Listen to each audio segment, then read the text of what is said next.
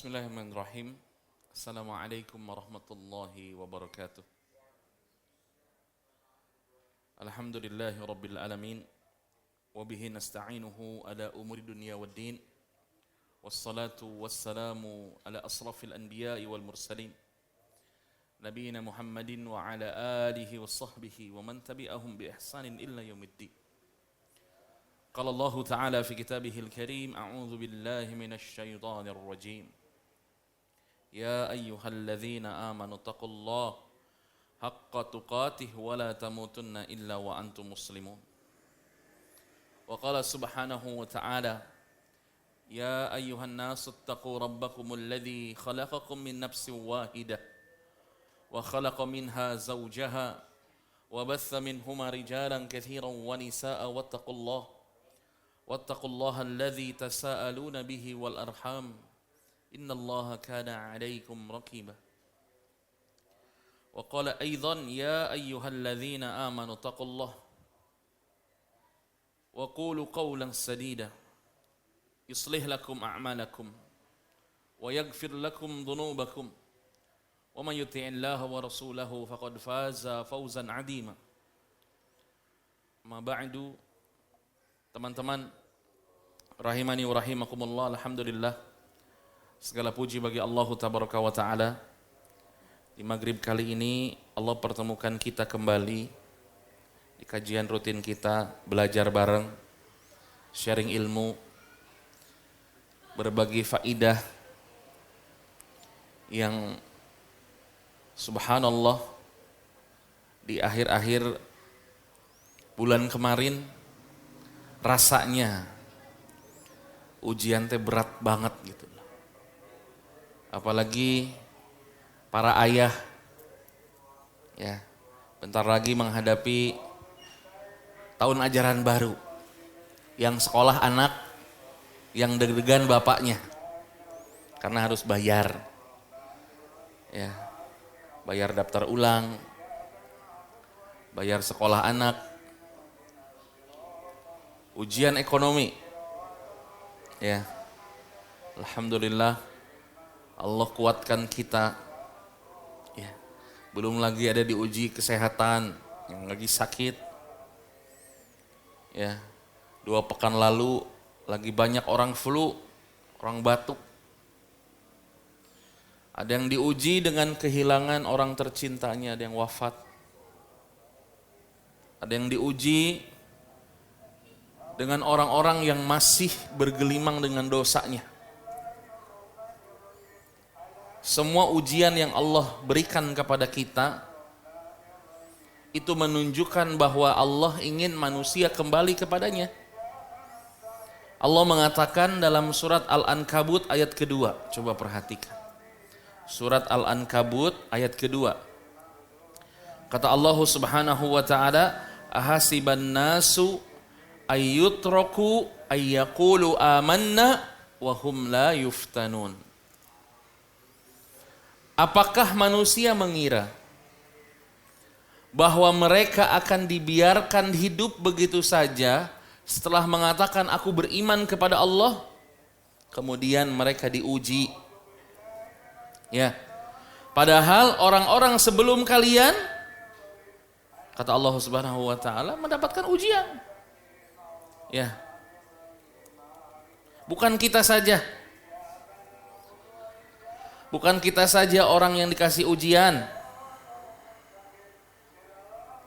Orang-orang sebelum kita ujiannya berat ya. Karena Allah Subhanahu wa Ta'ala ingin tahu sejauh mana manusia ini benar-benar butuh kepada Allah. Ada yang pura-pura butuh sama Allah, ada yang beneran butuh sama Allah. Sehingga Allah uji. Ujiannya macam-macam. Tadi kesehatan, materi, ya, anak, istri diuji, pekerjaan diuji, semua diuji. Dan Allah pengen tahu sejauh mana manusia kembali kepadanya. Dan hidup ini teman-teman isinya ujian. Ya. Semua orang yang bernafas mah diuji. Tidak lepas dari ujian. Tapi ujian ini disesuaikan dengan kadar iman. Allah tidak akan memberikan ujian kecuali kadarnya akan pas sesuai dengan keimanan kita. Makanya kalau kita perhatikan ujian orang-orang terdahulu itu lebih berat dibandingkan ujian kita. Ujian kita apa? Ujian kita apa sekarang? Gak makan berapa lama? Gak punya duit berapa lama? Tapi Nabi SAW pernah setahun diboykot. Sampai kotorannya seperti kotoran unta. Berarti yang masuk apa? Rumput, daun. Apakah kita selapar-laparnya kita makan daun? Ya mungkin kalau teman-teman tentara mungkin nih, karena mungkin dia di tengah hutan dan seterusnya, Allahu a'lam. Tapi kita orang nih. Makanya ada istilah orang Sunda mah nggak akan kelaparan, orang Jawa mah nggak akan kelaparan. Kenapa? Dilepas di kebun aja hidup. Nemu daun direbus. Nemu akar dicabut. Singkong, ubi, kentang. Ujian kita apa?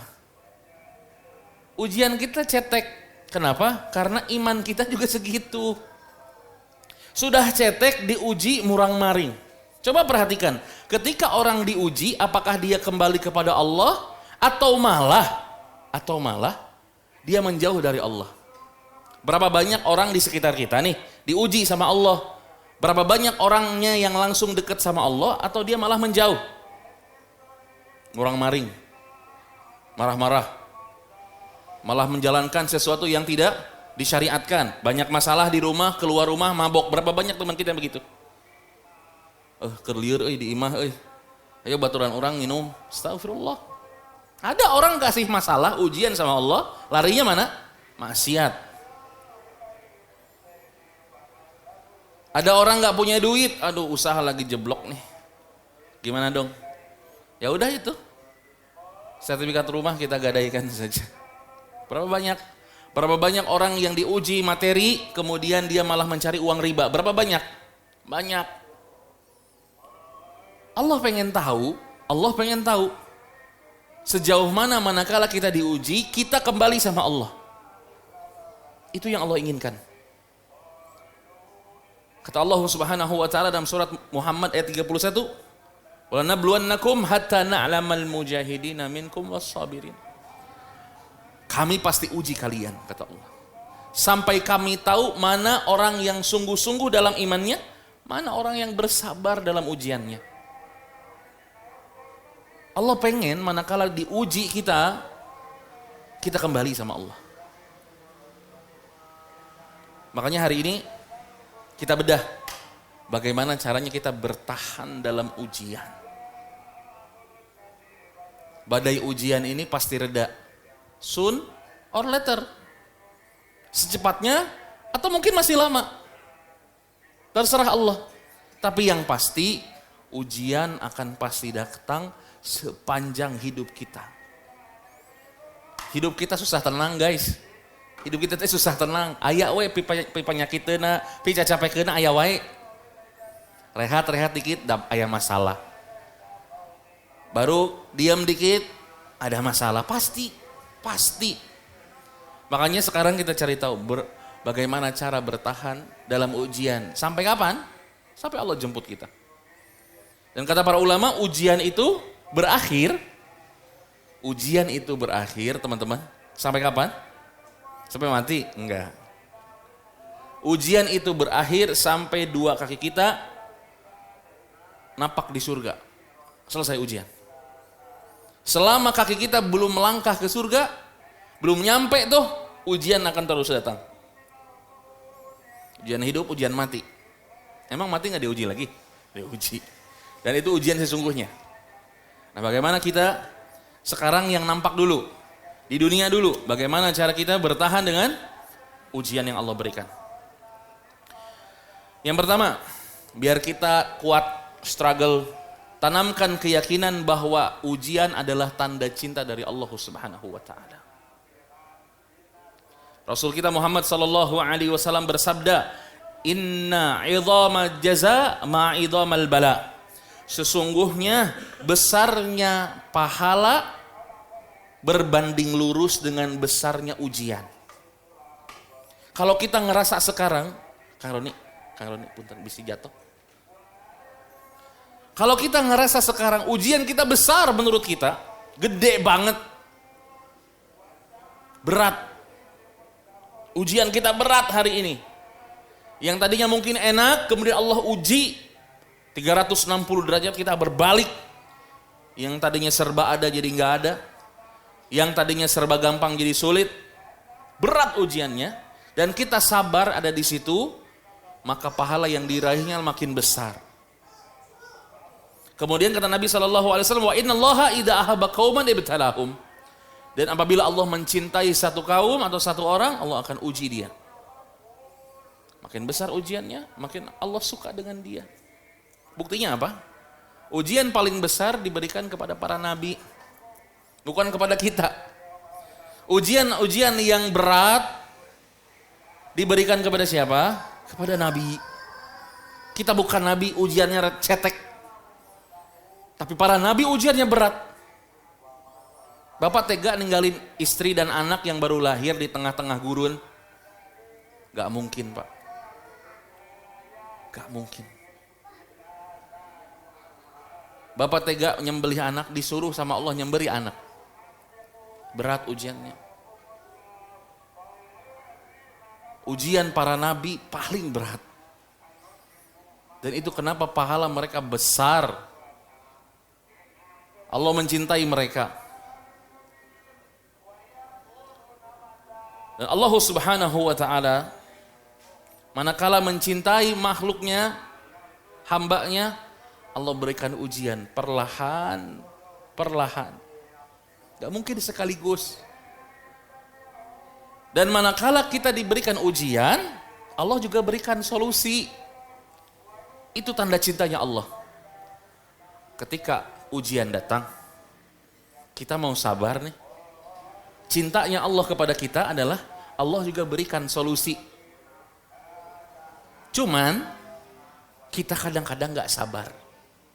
Pengennya emosi, pengennya ngelawan, pengennya mencari solusi sendiri. Padahal Allah kasih solusi. Ya. Ada kisah, ini udah sering diceritakan kan? Kisah seorang pencuri di masa Ali bin Abi Thalib. Ini bukti nyata aja bahwa orang diuji materi, sebenarnya materi itu pasti datang. Jadi Ali punya baju besi, dicuri. Baju perang Ali dicuri. Dijual di pasar. Ali lewat. Kata Ali, ini baju saya tahu goresannya di sini. Ciri-cirinya dia tahu, ini punya Ali pokoknya. Ini punya saya. Ali posisinya khalifah, presiden. Ada nggak baju presiden kira-kira dicuri? Kan nggak mungkin kan ya, ke istana gitu loh. Nggak, ini Ali bin Abi Thalib baju perangnya dicuri. Ada di pasar. Kemudian masuk pengadilan, udah kita ke pengadilan aja. Kita ke pengadilan semuanya. Ali dan pencurinya. Jazakallah khairan. Barakallahu fiik. Jazakallah khairan. Masyaallah. Kemudian kata hakimnya, wahai Amirul Mukminin, siapa saksinya bahwa ini baju punya kamu? Kata Ali bin Abi Thalib, ada saksinya, anak saya. Kata hakim, anak tidak bisa menjadi saksi. Akhirnya apa, Pak? Baju besinya milik pencurinya. Hakim memutuskan, tok, ini baju punya pencuri. Pencurinya ke pasar lagi. Ali bin Abi Thalib pulang. Gak lama dari situ, menterinya datang ke pasar. Si menteri datang ke pasar, kemudian melihat baju Amirul Mukminin, ini mah bajunya Ali itu, dibeli jamaah, dihadiahkan untuk Ali. Dibeli, dihadiahkan untuk Ali. Datang ke rumah, wahai Amirul Mukminin, nih, baju besi hadiah buat kamu. Ali bilang begini, si pencuri itu, kalaulah dia sabar, maka rezeki yang sama akan datang kepada dia. Cuman dia gak sabar, dia nyuri. Duitnya mah menang tuh, menang. Jual belinya halal tuh, henteu. Sebenarnya dia bisa mendapatkan harta halal asal sabar. Cuman dia nggak sabar jadi nyuri. Ngejual baju besi, payu, menang duit. Duitnya haram. Padahal mah dia sabar. Kalau dia sabar, rezeki dengan nominal yang sama datang kepada dia. Jamaah pernah nggak kita gini? Mungkin antum pernah merasakan, saya juga pernah merasakan. Ada kalanya, ada satu proyek yang kita lihat ini untungnya sekian. Kemudian apa? Batal. Aduh, miss euy. Harusnya bulan ini dapat sekian juta, ternyata miss. Kalau kita nggak sabar, kita akan mencari jalan yang lain. Nah, nantinya nginjem lah pay letter. Duitnya akan datang sebenarnya. Dan ini terjadi kepada saya. Satu ketika ada satu proyek miss aja. Kemudian ya udahlah ya Allah, mudah-mudahan Allah ganti. Gak lama berselang, seminggu kemudian ada pengajuan yang sama, nominalnya sama lagi. Nominalnya sama. Pak, saya petugas umroh. Ada kalanya jadwal tuh miss. Berangkat. Nominalnya lumayan banget. Kemudian ya Allah, Engkau tahu kebutuhan saya berapa? Banyak. Ngaruh banget dengan finansial. Tapi Allah, kalau kitanya sabar, kalau kitanya sungguh-sungguh dalam bersabar, Allah ganti dengan nominal yang sama. Kita pun sama, mari berusaha untuk itu, sabar. Karena saking cintanya Allah kepada orang yang diuji, Allah juga kasih solusinya. Ya, dalam surat Al-Nashrah Allah mengatakan apa? Fa inna ma'al usri yusran, inna ma'al usri yusra. 2 kali Allah ulang. Sesungguhnya setelah kesulitan pasti ada kemudahan. Setelah ada kesulitan pasti ada kemudahan. Cuman kitanya yang suka apa? Maksa kemudahan itu cepat datang. Padahal kemudahan juga ada prosesnya. Solusi ada prosesnya. Ujian juga nggak seujug-ujug datang, pasti ada sebabnya. Paham ya? Kita sering ingin solusi itu datang cepat. Kita lupa kita menumpuk masalah juga banyak. Makanya nikmati. Manakala Allah uji kita, Allah sedang cinta kepada kita. Ya. Yang kedua, bagaimana cara kita lebih kuat, makin kuat lagi menghadapi ujian dari Allah Subhanahu wa taala adalah kuatkan tauhid dan tawakal kepada Allah. Ini penting. Dalam surat Talaq ayat ketiga Allah mengatakan, "Wa may yatawakkal 'ala Allah fahuwa hasbuh." Siapa saja yang bertawakal kepada Allah, maka Allah akan mencukupinya. Ya. Berapa banyak kisah tentang apa? Tentang tawakal ini, tentang tauhid ini dari para nabi alaihissalam yang menunjukkan bahwa tegaknya tauhid dan tawakal itu memperkuat dirinya manakala diuji oleh Allah Subhanahu wa taala. Contoh yang paling real adalah Nabi Ibrahim. Manakala dia telah menegakkan tauhid, dia dibakar oleh Allah oleh rakyatnya, kemudian Allah tolong dia. Dia kuat dengan ujiannya, dia nggak tahu apinya bakal dingin, tetapi Allah tolong dia. Tawakalnya keluarga Yusuf. Bagaimana tawakalnya keluarga Yusuf? Bapak Yusuf siapa? Bapaknya Yusuf siapa? Yakub. Nabi Yakub menangis sampai buta. Kenapa? Anaknya hilang. Tapi dia tahu bahwa ini adalah ujian. Dicari sudah, ikhtiar sudah, tawakal sekarang. Apakah tawakal hari itu juga langsung ada hasilnya Bapak? Tidak. Berapa lama Nabi Yakub menunggu ketemu lagi dengan Nabi Yusuf? Puluhan tahun. Nabi Yusuf dibawa sama saudaranya bermain, itu ketika kecil, sighar. Nabi Yusuf jadi menteri, udah gede, berapa puluh tahun. Hasil tawakalnya membuahkan cukup lama. Dan berhasil. Dia menggantungkan kepada Allah, ya Allah, ikhtiar sudah, saya udah nyari anak saya sudah berusaha nanya-nanya, tapi gak ketemu anak saya tawakal sama Engkau ya Allah, kalau selamat alhamdulillah, kalau enggak itu milikmu ya Allah. Gitu kita juga. Sekarang kita kerja, ikhtiar sudah kan ya. Nangan duit diisuk jedur bekas sore jeder. Ya, gering gak asup gawe. Tapi hasilnya kieu-kieu wae Ustaz. Mungkin bukan hari ini. Lu tawakal aja sama Allah. Hasil tawakal kita itu terkadang tidak sesuai dengan ekspektasi kita. Kan ngeunah nama lamun geus ikhtiar tawakal Allah teh ngamerekeun rezeki urang teh segede gunung kan gitu. Tapi kan kadang-kadang enggak gitu. Tawakal itu kadang hasilnya tidak sesuai dengan keinginan kita. Ikhtiar, ternyata tidak membuahkan hasil. Hanas tawakal, enggak boleh hanas tawakal. Justru tawakal menguatkan kita. Manakala Allah berikan sesuatu yang sesuai harapan, alhamdulillah. Manakala Allah tidak memberikan itu semua kepada kita, berusaha lagi. Itu seharusnya yang kita kerjakan. Tauhid dan tawakal ini mengajarkan kepada kita untuk tidak bersandar kepada makhluk. Dalam ujian tidak boleh bersandar kepada manusia. Kuat berapa lama teman kita disandarin jamaah? Kuat berapa lama teman kita nih diminta bantuan sama kita? Sekali dua kali oke. Bro, aya meureun 200.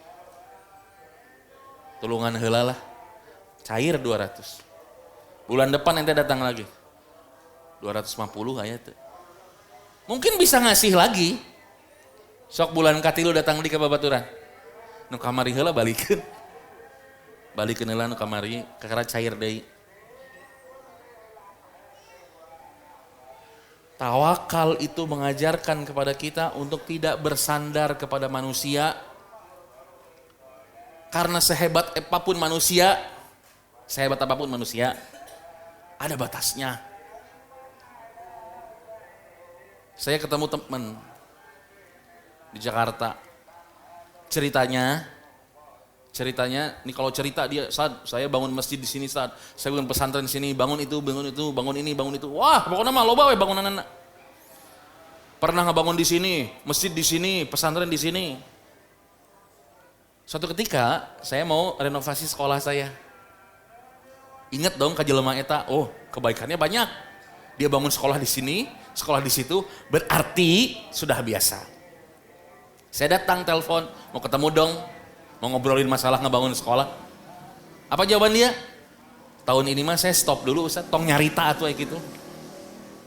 Itulah salahnya kita bersandar kepada manusia.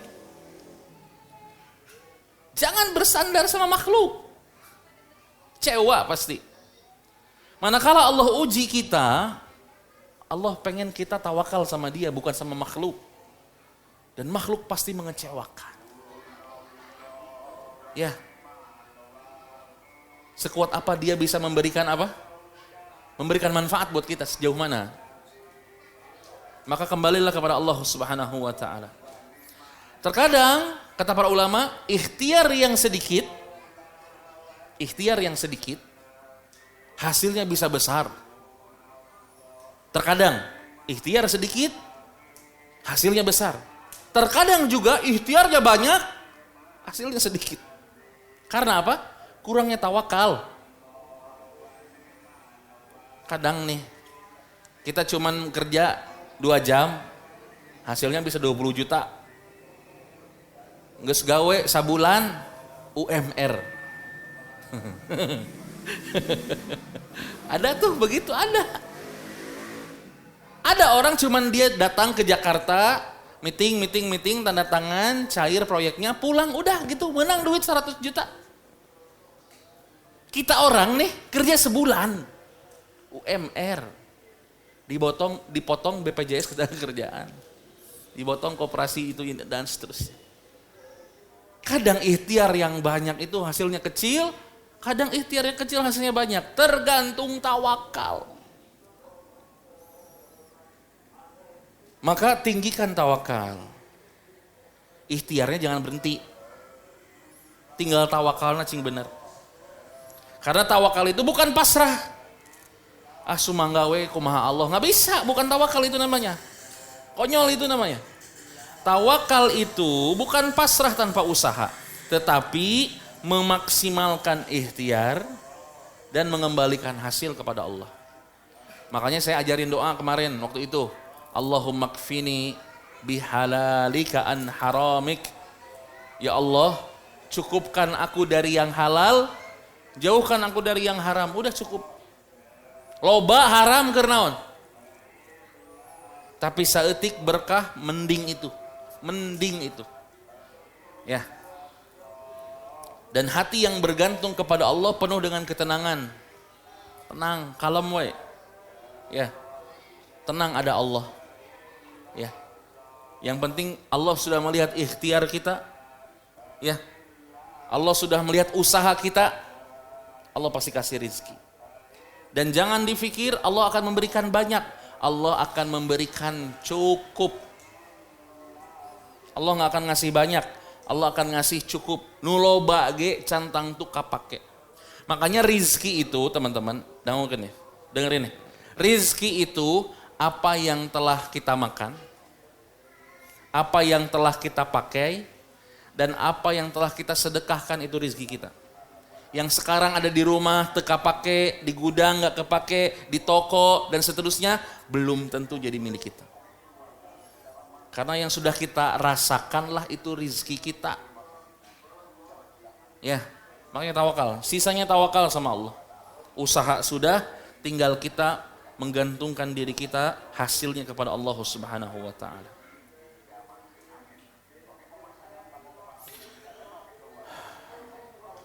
Kata Syekhul Islam Ibnu Taimiyah rahimahullahu taala. Ya. Kalaulah raja-raja itu tahu kesenangan kaum muslimin tentang surga dan kebunnya, maka mereka akan membelah dadanya. Kesenangan, ketenangan orang yang tawakal ini tidak bisa dibandingkan dengan kebahagiaan yang lain. Karena orang nu tawakal mah kalem, teu gurung gusuk. Cair alhamdulillah, henteu ge kalem we. Nanti juga cair. Belum rezekinya. Ya, berapa banyak teman kita yang ada yang sekalem itu ada. Tapi ada juga teman-teman kita yang pengennya cepat, pengennya segera dan seterusnya ada. Ini karakter ujian. Makanya kita belajar untuk tawakal sama Allah Subhanahu wa taala. Yang ketiga,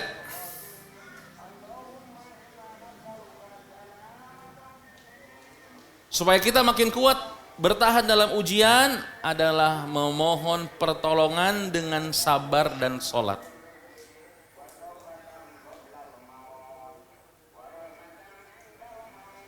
Kata Allah Subhanahu wa taala, "Wasta'inu bis sabri was shalah." Minta tolonglah kepadaku dengan sabar dan sholat. Wa innaha lakabiratun. Sesungguhnya sabar dan sholat ini berat. Kecuali untuk orang-orang yang khusyuk. Orang-orang yang sabar dan sholat ini berat. Naon hubunganana tuh Ustaz minta tulung teh jeung sholat. Karena satu-satunya cara kita berkomunikasi dengan Allah adalah dengan cara sholat. Dalam mun ayeuna di tengah doa bingung atuh Pak. Sok ayeuna di tengah doa bingung teu? Mun teu dipimpin ku ustad bingung teu? Bingung ngadoa naon deui nya poho deui. Bener teu? Mentok samanit ge panglilana atuh doa teh. Geus cangkeul. Ya Allah naon deui? Bingung. Tapi salat bacaannya dari awal dari bismillah a'udzubillah, iftitah, Fatihah, surat-surat, ruku, sujud, itu semua minta kemudahan sama Allah. Isinya teh doa kabeh. Bingung tuh? Ente, bacaan geus apal. Salat makanya. Salat teh bikin kita tenang. Salat juga menjaga diri kita dari keburukan. Ya. Salat juga cara kita komunikasi dengan Allah Subhanahu wa taala. Maka minta tolong dengan cara salat. Ya. Gelar sajadah salat ya Allah. Banyak ujian saya pekan ini. Akhir-akhir ini saya begini cerita. Beres salam teh assalamualaikum, assalamualaikum. Keluar kabeh, Pak. Coba sekarang dihaja-haja mah dalam nenang atuh. Rek ngomong naon. Tapi kalau udah sholat, assalamualaikum, assalamualaikum. Sambil nyender. Kadang nggak perlu kata-kata dengan pikiran, ya Allah, leneng. Keluar semuanya. Itu momen kita meminta pertolongan kepada Allah dengan sholat. Ya. Dan sabar adalah penyokong ketika di luar sholat. Makanya kata Allah Subhanahu wa taala, sabar itu pahala paling maksimal bi ghairi hisab. Gak ada batasannya. Ya. Dan Umar bin Khattab radhiyallahu taala anhu pernah diuji oleh Allah Subhanahu wa taala dengan paceklik, dengan pandemi diuji. Tapi kata Umar bin Khattab, satu-satunya yang membuat kita kuat adalah sabar. Ya. Sabar ketika diuji, sabar ketika melakukan ketaatan, dan sabar manakala meninggalkan kemaksiatan. Innama yuwaffas sabiruna ajrahum bighairi hisab. Sesungguhnya orang-orang yang sabar akan diberi pahala yang tidak terbatas. Dan ingat kata Allah, innallaha ma'as sabirin. Sesungguhnya Allah bersama orang-orang sabar. Sejengkal saja, kata para ulama, sejengkal saja kita keluar dari kesabaran, Allah akan meninggalkan kita. Kita azan dulu ya, barakallahu fiik. Baik, kita lanjutkan ya. Teman-teman, bisa ngahiung ya? Ganteng. Cek.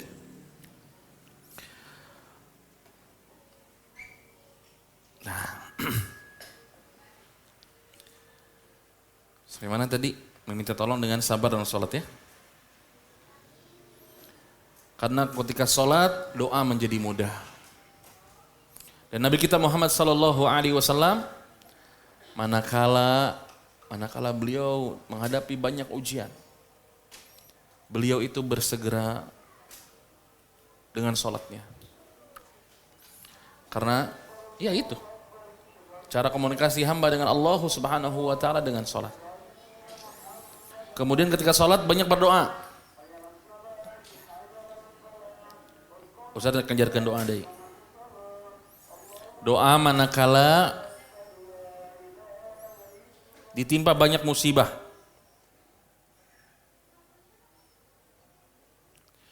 Siap? Allahumma la sahla illa ma ja'altahu sahla wa anta taj'alul hazna idza syi'ta syahla. Allahumma la sahla illa ma ja'altahu sahla wa anta taj'alul huzna idza syi'ta sahla. Kayak di Google wae. Cuman redaksinya juga gitu. Allahumma ya Allah, la sahla, tidak ada kemudahan, illa ma ja'altahu sahla, ya kecuali yang engkau buat mudah. Wa anta taj'al hazna, dan engkau jadikan kesedihan, idza syi'ta sahla, kalau engkau mau kesedihan tersebut dijadikan mudah juga bagiku. Minta doa ini, minta dimudahkan kepada Allah Subhanahu wa taala dari ujian-ujian. Ya. Kemudian doa yang sering kita dengar, ya, Rabbis syahri sadri. Ya Allah, lapangkanlah dada untuk dadaku ini. Wa yassir li amri. Ya Allah, mudahkan urusanku. Wahlul 'uqdatam min lisani yafqahu qawli. Ya. Dan lepaskanlah kekakuan di lidahku supaya mereka mengerti perkataanku. Kadang masalahnya tidak ngomong aya. Ya, rek minta izin, ngusep, kan ujian eta teh. Izin teuing, izin kawin deui kan hese ngomong. Ngadoa ieu. Rabbis sahri sadri. Ya Allah, israhli, lapangkanlah dadaku. Wa yassir li amri, mudahkanlah urusanku. Wahlul 'uqdatam min lisani, angkatlah kekeluhan di lisanku ini. Yafqahu qawli, supaya mereka mengerti perkataanku. Doa yang paling pendek, para pendek. La ilaha illa anta subhanak inni kuntu minadh dhalimin. La ilaha illa anta subhanak inni kuntu minadh dhalimin. Tidaklah seorang muslim, kata Imam Ahmad, berdoa dengan doa ini dalam satu kesulitan kecuali Allah akan mengabulkannya. Ya. Sok amalkeun. Salat, sabar, doa, amalkan. Ya. Kemudian nuka sabaraha? Nuka opat. Supaya kita makin kuat, berharaplah pahala dan husnuzon kepada Allah.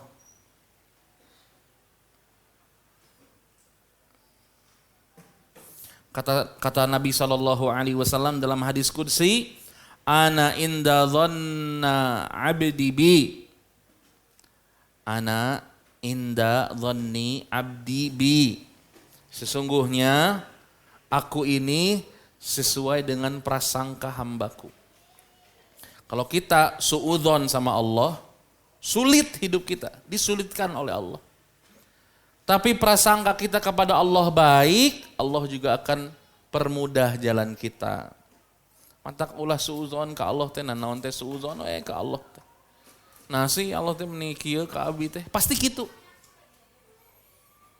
Ada orang hijrah dari kehidupan lama untuk menuju kehidupan yang lebih baik, isinya suudzon sama Allah. Ya hidupnya sulit. Ada orang hijrah menjadi lebih baik, dan dia husnuzon sama Allah. Allah pasti tolong saya. Saya sudah berusaha ini, Allah pasti tolong saya. Husnuzon dia sama Allah. Dan Allah mudahkan, lancarkan jalannya. Makanya jangan suudzon sama Allah. Ya. Jangan putus asa dari rahmat Allah.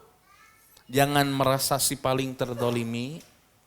Jangan merasa paling diuji. Jangan merasa bahwa diri ini dijauhi oleh Allah. Allah benci, makanya Allah kasih ujian. Bukan. Justru kita disuruh untuk berhusnuzon sama Allah. Ya. Bisa enggak Nabi SAW minta sama Allah ketika dia diutus di hari pertama dia diutus, ya Allah solehkeun orang-orang Mekah, bisa tuh? Bisa. Tapi kenapa harus tunggu 13 tahun dulu? Kemudian hijrah ke Madinah, sudah 8 tahun di Madinah, baru kembali lagi ke Mekah. Baru Mekah bisa ditaklukkan. Lama. Nabi berhusnuzon sama Allah. Kita pun sama. Kita teh suka berprasangka buruk. Padahal kita tahu bahwa takdir Allah yang Allah berikan kepada kita ini adil. Ya, urang mah sok suudzon teh naon cik? Sok ngabanding-bandingkeun takdir sorangan jeung takdir batur. Ya Allah, saya teh menitara salat, ngaji ge tara. Aya rezekina loba ya abi. Salat, mineng, puasa. Abi mah sedekah, tapi sakieu-kieu wae. Ini banyak orang suudzon sama Allah dengan cara begitu. Dia membandingkan takdir dia dengan takdir orang. Dia bandingkan ibadah dia dengan ibadah orang. Ya. Makanya kata Ibnu Qayyim rahimahullahu ta'ala, kalau misalnya manusia diperlihatkan tabir bagaimana cara Allah mengatur makhluk ini, maka dia lebih baik memilih takdir dirinya saja udah. Kalau kita nih lagi iri sama siapa sekarang? Lagi iri sama takdir siapa kita sekarang? Ngeunah euy si eta mah euy hirupna ngeunah euy, hayang mobil kari meuli, hayang motor hale boga, hayang ieu bisa, hayang itu bisa. Kita kan melihat dia sekarang. Kita nggak tahu masa lalu dia gimana, nggak makan, ngejual ini, ngejual itu. Kita taunya dia udah sukses hari ini. Kalau kita tahu struggle-nya dia, orang kaya yang kita sedang iriin sekarang, kita lebih memilih takdir kita aja udah. Ya Allah udah we takdir ieu we, tos we pang saya nama ieu. Kita nggak pernah tahu ujian dia sebesar apa, seberat apa, ya. Turun naik usaha dan seterusnya. Kita nggak pernah tahu. Yang kita tahu, saya nggak sukses poe ieu. Tapi kita nggak pernah tahu jalan dia untuk menuju sukses itu gimana. Maka kata Ibnu Qayyim, lebih baik kita memilih takdir kita aja udah. Husnuzon sama Allah. Cari pahala dari takdir kita. Makanya output dari menerima takdir adalah sabar dan syukur udah. Kita bersabar kita dapat pahala, kita bersyukur kita dapat pahala sudah. Jalani takdir ini dengan baik. Tugas kita mah bukan untuk membanding-bandingkan takdir, tapi menjalani takdir dengan baik. Kalau ada perintah kerjakan dari Allah, ada larangan tinggalkan sudah itu. Kalau diberi nikmat bersyukur, kalau diberi ujian bersabar, udah itu jalani takdir itu. Kenapa? Karena poin terakhir yang kita bahas, biar kita makin kuat dari ujian ini, tenang, dunia cuman sebentar. Nggak akan lama. Ujian itu hadir kan belakangan ini kan. Dari umur kita 0 sampai umur 17 tahun, 18 tahun. Seakan-akan dunia itu kan happy-happy aja. Sekolah gitu ya, ulin, terbuka pikiran, memotoran, ya minta duit ke kolot. Kan ujian kan. Hirup teh senang we. Kan belakangan ini ujian teh. Di umur 27, 32. Sebentar dunia itu sebentar. Gak ada orang hidup 1000 tahun hari ini, gak ada. Yang hidup 100 tahun aja udah gak bisa ngapa-ngapain. Dunia ini sebentar. Ujian kita dari umur sekarang udah berapa sih? Umur berapa? 30 tahun. Saya 33. 27 tuh. Katakanlah 50 tahun. Kerbujangan coba, kita kerbujangan asal ujian tuh, ente santai we, memotoran kan. Mana nu bujang sok, memotoran. Teu mikirkeun listrik token kan? Teu mikiran popok budak kan? Nikmati hidup. Ujian itu kan datang hari ini, belakangan ini. Dan yang nyari pusing apa siapa? Kita sendiri. Kita mah lagi gak diuji juga, minta diujiin. Lagi gak dicoba sama Allah, minta dicobain. Asa kurang ujian hirup teh, nyeun naonnya. Kitu keur ngora mah. Aya nama ya Allah, tong seueur teuing atuh ujian teh. Dunia ini sebentar. Kata Allah Subhanahu wa taala, "Wa mal hayatud dunya illa mata'ul ghurur." Sesungguhnya dunia ini hanya kesenangan yang menipu saja. Semua ada masa berakhirnya termasuk kita, termasuk ujian yang sedang kita jalani sekarang. Ada masa berakhirnya. Aiker diuji diomong-omong, aiker senang, jempling. Keur lieur neangan saha? Neangan babaturan, orang hayang ngobrol Keur leneng. Keur loba duit? Checklist hiji. Keur loba duit mah checklist hiji. Assalamualaikum di mana? Wah, tengah jawab, keur happy berarti. Amun keur lieur mah ngawe apa baturan? Di mana, Bro? Keur leneng hirup kitu. Aya wae nu kitu, wayahna. Dunia ini cuman kesenangan yang menipu saja. Sebentar. Makanya Nabi mengatakan kun fid dunya ka'annaka gharib aw abirus sabil. Jadilah engkau di dunia ini bagaikan orang asing dan orang yang sedang melakukan perjalanan. Nuker safar. Sebentar aja. Dan safar mau wasalilana sebentar. Jatah kita 60, 70 manfaatkan itu. Sebentar. Ya.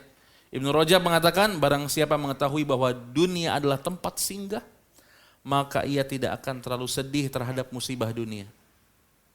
Ya. Di mana letak kesedihan kita? Dikasih musibah dapat pahala, dikasih nikmat kalau kita bersyukur dapat pahala juga. Makanya Nabi mengatakan ajaban li amril mu'min. Perkara yang luar biasa hanya didapati oleh orang beriman saja. Ya, kalau kita mengerjakan keduanya Allah dikasih pahala. Ibnu Rajab mengatakan orang-orang yang mengerti bahwa dunia ini tempat singgah ketika diuji dia biasa saja. Kalem we da moal salilana. Senang ge da moal salilana. Ya. Ujian tidak berlangsung selamanya. Semua kesedihan juga akan berakhir karena yang kita tuju adalah kesenangan yang abadi. Atau mungkin juga kesedihan yang abadi. Ya, karena nanti mah pilihannya cuma dua. Antara kesenangan yang abadi atau kesengsaraan yang abadi. Maka manfaatkan waktu hidup yang sebentar ini. Ya, Allah juga tidak selalu memberikan ujian kepada kita. Allah memberikan banyak nikmat juga kepada kita. Tinggal bagaimana cara pandang kita terhadap nikmat dan ujian. Bagaimana kita menakar ujian menjadi sebuah motivasi untuk mendekati Allah. Pun ketika nikmat itu datang kepada kita, itu pun menjadi sarana kita untuk mendekatkan diri kepada Allah Subhanahu wa taala. Dua hal ini yang kata Nabi SAW hanya diberikan kepada orang beriman saja. Sabar, syukur. Manakala Allah uji, sabar. Manakala Allah beri nikmat, syukur. Dua-duanya sementara. Dua-duanya tidak ada yang abadi. Kita nggak ada yang selamanya. Kita ini, kita jelema teh fana. Sampai Allah mengatakan kullu man 'alaiha fan. Semua yang ada di muka bumi ini ada expire-nya. Ya, rek maksiat pek, rek beriman mangga, rek milih untuk murang maring dina ujian silahkan. Rek poya-poya manakala diberikan nikmat tafadhol. Teu dicarek ku Allah. Tapi semua konsekuensi yang telah diberikan oleh Allah manusia sudah tahu. Kalau diuji murang maring manusia udah tahu konsekuensinya apa. Kalau diuji sabar manusia tahu konsekuensinya apa.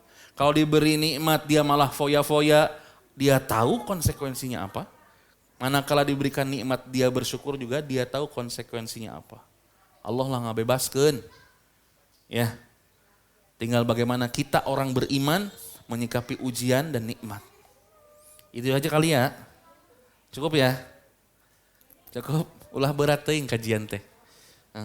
Sok taragang kieu nya. Buat teman-teman yang sedang diuji, bersabar. Ya, sesungguhnya Allah sedang pengen dekat dengan kamu. Boleh jadi kita tidak mampu menghilangkan ujian yang sedang kita hadapi. Tapi dengan iman, sabar, tawakal, doa, husnuzon sama Allah, kita mampu bertahan. Ujian sama ayah, ngan dengan hal-hal yang tadi, kita mampu bertahan. Saya pernah bahas nih di sebuah kajian, di Masjid Jaza, hari Rabu. Sabar dan syukur itu adalah menahan diri dari ketidakwarasan. Kalau kita nggak pakai sabar dan syukur, geus gelo atuh urang. Sok jelema diuji bertubi-tubi, bisa gelo teu? Bisa gelo teu? Bisa. Matak gelo kita kuat ujian. Tina beunghar jadi miskin jadi gelo. Putus cinta, gelo. Dia udah nggak ada rasa syukur dan rasa sabar dalam hidupnya. Sehingga apa? Kewarasannya hilang. Makanya saya bilang, mungkin ujiannya tidak hilang guys. Ujiannya masih ada. Tetapi dengan iman, dengan sabar, dengan tawakal, dengan doa, dengan husnuzon sama Allah, kita mampu bertahan. Dan kita yakin bahwa Allah akan berikan jalan keluar terbaik. Bukan menurut kita, tapi menurut Allah Subhanahu wa taala. Bukan seberapa kuat kita bertahan di atas ketaatan, bukan hanya seberapa kuat kita bertahan di atas ujian, tetapi bagaimana kita ridho menjalani keduanya. Dah, itu aja pertemuan kita di malam hari ini. Mudah-mudahan bermanfaat, khususnya untuk anak pribadi, umumnya untuk teman-teman sekalian. Semoga Allah Subhanahu wa taala istiqomahkan kita dalam ketaatan, dan semoga Allah Subhanahu wa taala terus memberikan hidayah kepada kita sehingga kita istiqomah sampai ajal menjemput kita. Hadza wallahu a'lam. Kalau yang ditanyakan silakan.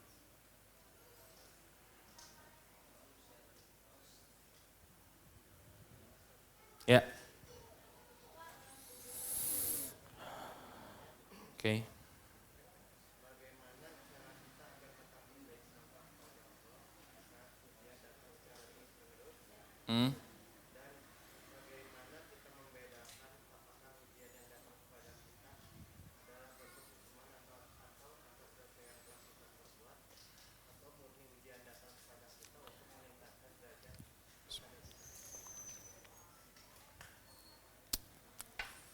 Ya. Cara terbaik husnuzon sama Allah adalah membandingkan sejauh mana Allah memberikan nikmat yang lain dibandingkan ujian yang datang. Kadang kita terlalu fokus kepada kesakitannya. Kergeringna orang fokus, tapi kesehatan tak pernah ingat. Paham tuh? Kadang-kadang kita terlalu fokus terhadap sakitnya. Tapi ketika sehat, kita lupa bersyukurnya. Ingat boga suku keur nyeri suku. Bener teh? Aduh, nyeri suku Ustad abi teh. Engkel. Sabaraha poe? Karek. Keur sehat inget teh boga engkel. Boro-boro. Boro-boro guys. Kita terlalu fokus terhadap ujian yang datang. Tapi kita tidak kembali sebelum ini teh. Genah hidup teh gitu. Makanya husnuzon aja. Ketika Allah Subhanahu wa taala menguji kita, hari tadi ada konsekuensi apa ya yang telah saya kerjakan? Dosa naonnya urang teh. Atau kadang-kadang ujian ini teh sebagai pemutih dosa. Makanya banyak berhusnuzon sama Allah. Sudah, husnuzon aja. Sebertubi-tubinya ujian, pasti lebih banyak nikmatnya. Sebertubi-tubinya ujian kepada kita nih, pasti lebih banyak nikmatnya dibandingkan ujiannya. Kalau mau ngitung ya, pasti lebih banyak nikmatnya. Maka berhusnuzon sama Allah. Kayak orang gendut kayak saya nih. Saya ngimpi diet seminggu langsung begang. Bisa tuh? Gak bisa. Bikin gemuknya aja 20 tahun. Seminggu langsung hayang begang, tak bisa. Tak bisa. Berarti minimal setengahnya. Saya harus workout 10 tahun supaya badan saya fit lagi seperti 20 tahun yang lalu. Sama.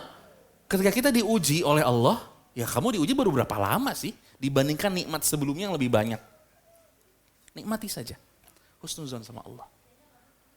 Kemudian tadi, Ustaz, taunya ini ujian teh gimana Ustaz? Takar dengan kedekatan kepada Allah. Kalau kita sedang dekat sama Allah, kemudian ujian datang, itu ujian. Beneran ujian. Kalau kita dekat sama Allah, datang ujian sama kita, berarti memang itu beneran ujian. Naik tingkat keimanan. Tapi kalau kita lagi jauh sama Allah, banyak ujian, itu mah bukan ujian. Pede banget ente ngomong ujian, itu mah azab. Lagi jauh sama Allah, loba masalah, azab itu. Tapi orang lagi dekat sama Allah, banyak masalah, ujian namanya. Biar Allah naikin iman dia, naikin kesabaran dia, naikin derajat surga dia, dan seterusnya. Tapi kalau Allah ngasih masalah sama orang yang jauh sama Allah, itu mah azab namanya. Ya. Jadi ada ujian, ada ajab. Gitu. Jadi takar, antum lagi dekat sama Allah atau enggak? Kalau lagi dekat, beneran ujian. Tapi ingat juga, kadang sesuatu yang buruk menimpa kita itu adalah hasil dosa masa lalu. Terimakeun we. Kadang Dosa masa lalu kita ini dibersihinnya sekarang pas lagi deket-deketnya sama Allah. Kenapa? Karena manakala masuk surga, orang harus gak bawa dosa. Dosa itu bisa diampuni, dicuci di sini dengan cara apa? Dengan cara Allah berikan bala, dengan ujian. Ada dicuci di sana. Kumaha nyuci di sana? Itu dia. Di neraka, guys. Antum ya melakukan dosa. Contoh ya, Bang. Antum melakukan dosa. Pokoknya saya ketika tabrakan, orang loba dosa, iya mah cek saya teh gitu. Saya bilang sama Kang Roni, Kang, nges Kang, saya loba dosa, iya mah. Kadang kita kalau melakukan dosa nih, Allah kasih musibah langsung. Itu teh nanti di akhirat nggak ada apa-apa, udah bersih. Ya, nges melakukan dosa tiba-tiba labuh, terjalike, tidak gor, nincak naon dan seterusnya. Wah pokoknya mah banyak ujian di tubuh kita ini. Oh iya ya, barusan habis maksiat saya. Ditegur langsung sama Allah, istighfar kita sama Allah, bersih nanti bawa ke akhirat. Tapi kalau nggak dicuci di sini, dicuci di sana. Sup neraka heula. Makanya manakala ada konsekuensi dari dosa yang masa lalu, datang hari ini, nikmati sudah. Nikmati sudah. Ya. Siap. Baik. Waalaikumsalam warahmatullahi. Yes. Pertanyaannya, ketika atasan lalai atau menunda memberikan gaji yang Lalai. apakah keadaan tersebut termasuk ujian dari Allah? Bagaimana sikap seorang muslim dalam menghadapinya? Dan bagaimana cara bersabar dan tetap berbaik sangka kepada Allah ketika hak kita seperti gaji atau upah kerja belum diberikan oleh atasan?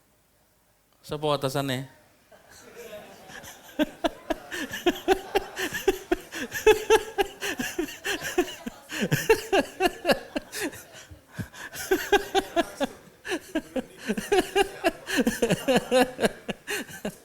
Ya.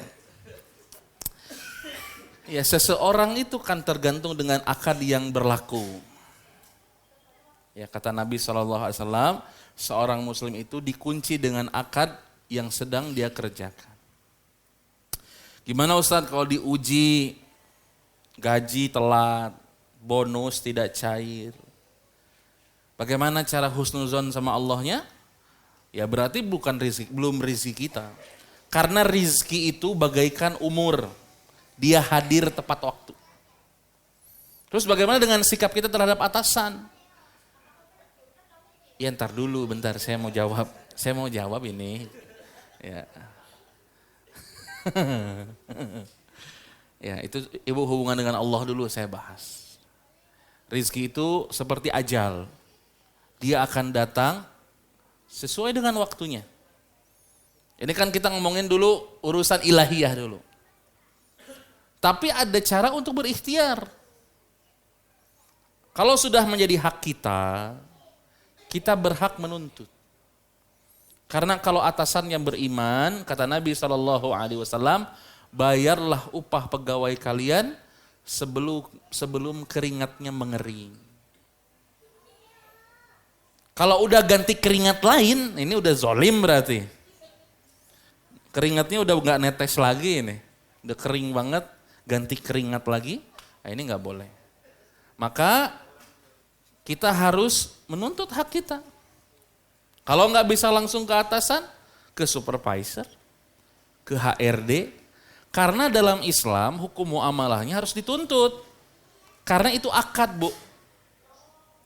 Jadi kalau kita akad bekerja 30 hari dibayar sekian, itu hak kita dan kita berhak menuntut.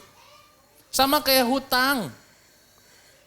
Kalau hutang jatuh tempo tanggal 15 ya harus dibayar tanggal 15. Itu hukum muamalahnya seperti itu.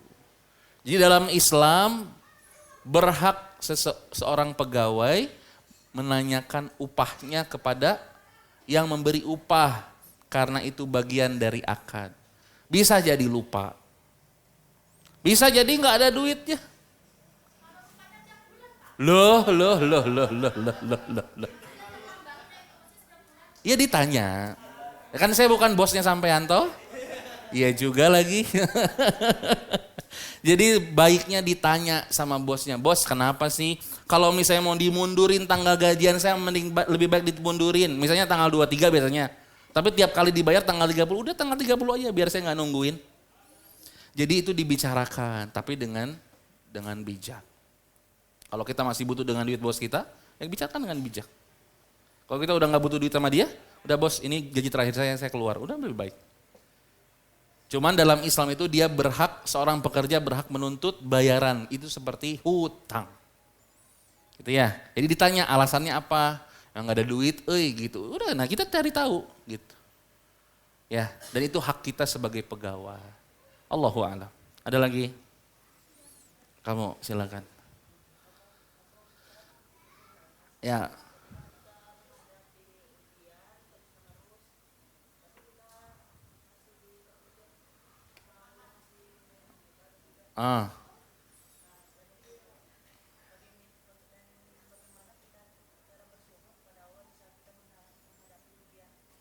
Masya Allah, bagus. Kamu anak siapa? Kamu banyak ujian ya?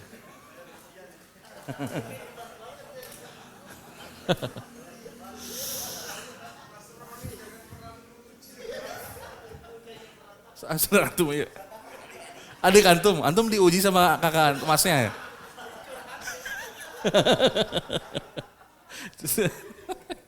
Ya, dengerin Ustadz. Ujian datang bertubi-tubi itu adalah tanda cinta, bukan tanda bencinya Allah. Para nabi diuji bertubi-tubi pun itu bukan karena Allah benci kepada para nabi. Nabi Muhammad SAW diuji, dilempari batu, ditinggal istrinya, ditinggal pamannya, diusir dari kampungnya, bertubi-tubi. Apakah Allah benci kepada Nabi Muhammad? Enggak, justru Allah sayang sama dia. Husnuzon sama Allah, ujian yang datang mendewasakan kita, membuat kita lebih kuat. Tanya sama omu yang tentara itu, ada ujian naik tingkat kan? Apakah ujiannya ringan-ringan saja? Tidak. Dari strip 1 ke strip 2, dari strip 2 ke strip 3, naik bintang, coba ujiannya lihat. Makin susah atau tidak? Makin tinggi derajat seseorang, ujiannya makin tinggi. Sama. Dalam kehidupan pun sama, dalam keimanan pun sama. Makin berat ujiannya, Allah pengen kamu imannya makin naik lagi. Yang kedua tadi apa? Bagaimana caranya bersyukur di tengah-tengah ujian? Pinter. Puncak dari kesabaran adalah bersyukur. Puncak seseorang bersabar namanya syukur. Kalau orang sudah mengatakan, Alhamdulillah, di tengah ujian ini saya masih hidup ya Allah. Alhamdulillah, di tengah kesusahan ini saya masih, itu orang udah di tingkat tertinggi kesabaran. Dia bisa memuji Allah. Karena tidak sedikit orang diuji, malah apa? Menghina Allah. Menghina keadaan, menghina takdir. Tapi orang yang tingkat kesabarannya tertinggi, dia mampu bersyukur kepada Allah. Ya, jadi cara bersyukurnya adalah bersyukurlah. Makanya kata Nabi SAW, "Unduru ila man huwa asfala minkum, wala tanduru ila man huwa fauqakum." Lihat keadaan orang yang di bawah kalian. Jangan lihat orang yang keadaannya di atas kalian. Sesusah-susahnya kita sekarang, masih banyak orang yang di bawah kita. Percayalah. Kita sekarang masih bisa naik motor. Pertama 16.000 kabeli kayaknya itu. Kabeli. Iya kan? Beras 70.000 kebeli. Alhamdulillah. Di luar sana ada yang jalan kaki, gak punya motor. Ada yang berasnya juga hasil nyapuin truk beras. Maka lihat orang-orang yang, ya Allah ada yang di bawah saya ya ternyata. Bersyukur. Sesulit apapun, bersyukurlah. Masih banyak orang yang di bawah kita. Kemarin saya diuji sama Allah biar banyak bersyukur. Lihat ke IGD, lihat ke rumah sakit. Saya cuma nabrak orang doang. Sayanya sehat. Tapi ada orang ke IGD, mukanya semuanya sedih. Kenapa? Ibunya stroke. Saudaranya cancer. Ada yang keguguran. Ada yang banyak penyakitnya. Alhamdulillah saya bersyukur sama Allah. Di tengah ujian yang Allah berikan kepada saya, ada orang yang lebih parah dibandingkan saya. Dan itulah cara saya bersyukur. Maka puncak tertinggi dari kesabaran, bersyukur. Gitu ya. Cukup? Ada lagi? Silakan. Yes. Atuh kumaha bakal menang solusi aing ngahayal wae mah. Astagfirullahalazim. Bismillah. Gimana caranya kita biar sholat khusyuk? Kan gitu akhirnya kan? Bagus lagi pertanyaannya. Supaya khusyuknya meh tengah hayal. Kaiji, siapkan waktu khusus. Jadi kita prepare mau sholat. Kedua, mengerti bacaan. Ngerti bacaan nanti bismillah teh naon, alhamdulillah teh naon, ngerti. Jadi kita mengerti apa yang kita baca. Yang kedua, tenang dalam gerakan. Lamun rusuh makin ngahayal. Kenapa? Karena kita teh punya muscle memory. Gerakan sholat di umur 7 tahun lebih ke ayeuna apal tuh. Bari perem ge ngarti. Bismillah. Kalau makin cepat makin muscle memorinya makin kuat. Autopilot. Sambil ngahayal ge beres salam. Assalamualaikum. Geus deui sholat teh bieu teh. Sadar-sadar geus salam. Assalamualaikum. Loh, kok selesai? Makanya mengerti bacaan, jangan cepat ketika bergerak dalam sholat. Kemudian kata para ulama, kun ka'annaka sholatul akhir. Sholatnya seperti sholat ini, sholat terakhir saya. Lamun teu bisa sholat deui kumaha? Sok sholat cing khusyuk. Makanya kiat-kiatnya siapin waktunya. Jadi lamun keur gawe teh ngomong ka babaturan, urang heula nya sholat, meh kalem. Jadi ada waktunya. Kemudian tadi mengerti bacaannya. Tenang dalam gerakan. Ya, kemudian jadikan sholat yang barusan seperti sholat terakhir. Udah. Khusyuk insyaallah. Ya. Pemikiran yang aneh mah suka ada. Cuman jangan diikuti. Ya. Fokuskan dalam bacaan. Lamun orang fokus maca, bismillahirrahmanirrahim, alhamdulillahirabbil alamin, arrahmanirrahim. Moal aya pemikiran-pemikiran kosan can dibayar, ya Allah, listrik geus tit. Moal aya pemikiran eta. Makanya kitanya fokus bacaan, paham, gerakannya dinikmati. Bacaan-bacaan teh, ya Allah geuning dina duduk di antara dua sujud teh ngadoa. Rabbighfirli warhamni wajburni wa'afini wa'fu anni wahdini. Ya Allah geuning isina teh, ya Allah minta rezeki, minta hidayah, minta dilapangkeun, minta dimudahkeun. Ternyata gitu. Makanya kita bersungguh-sungguh dalam membacanya. Ya. Makanya siapkeun waktu salatna. Ya. Jangan menghayal. Lamun aya setan ngeganggu, kata Nabi tanafus. Tiup ke sebelah kiri 3 kali. Tapi lamun was-wasna parahnya. Lamun biasa-biasa mah fokuskan dengan bacaan. Kudu maca ulah balem. Kita banyak menghayal karena mulut kita balem. Allahu Akbar. Pasti kita menghayal, pasti ngahayal. Lamun mulut Anda balem pasti ngahayal. Bari peureum komo. Ngahayal. Makanya kata para ulama buka matanya, mengecap. Bismillahirrahmanirrahim, alhamdulillah. Gitu ya. Insya Allah khusyuknya datang. Tekudu pelatihan sholat khusyuk 2,5 juta. Tekudu kieu we. Ada lagi cukup? Sudah? Kamu nggak ada nanya sapi nggak, tentang sapi nggak ada.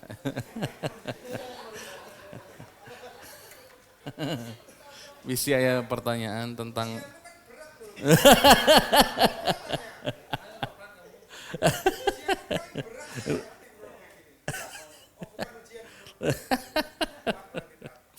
Taib, Kita tutup dengan doa kafaratul majelis. Subhanakallah bihamdika asyhadu an la ilaha illa anta astaghfiruka wa atubu ilaik. Wassalamualaikum warahmatullahi wabarakatuh.